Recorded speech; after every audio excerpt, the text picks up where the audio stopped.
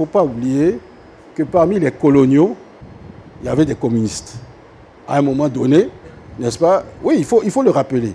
On ne le dit pas généralement, mais il faut le dire parce que quand il y aura la Deuxième Guerre mondiale, c'est nombreux parmi eux dans les colonies qui vont tout faire pour quitter la zone vichiste de l'Afrique occidentale française pour aller dans des zones où ils pourraient combattre pour leur pays. Ça, il faut le rappeler. Donc, il y avait effectivement des agitateurs parmi les coloniaux qui avaient créé donc comment tu dis ça? Des annexes, ouais, et qui, parce que les colonisés ne pouvaient pas directement correspondre. Ils étaient surveillés. La direction des affaires politiques surveillait étroitement tout le personnel potentiellement subversif. Voilà. Et naturellement, c'est un élément très intéressant qui est soulevé là, parce qu'on va voir comment des personnes comme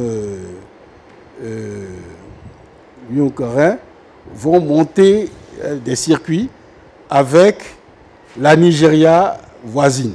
Il faut dire que pendant la période coloniale, notre voisin, ce n'était pas au masculin, hein. On disait la Nigeria en français. Bon.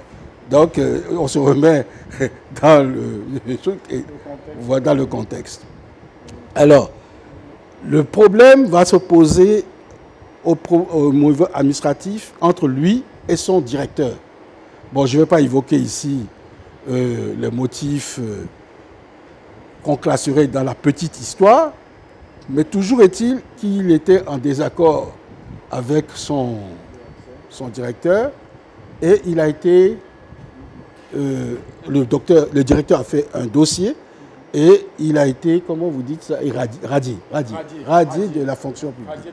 Et c'est à Ouidah qu'il a été radié pour la première fois, parce qu'il a été radié plusieurs fois par la suite, de la fonction publique à cause de ces désaccords.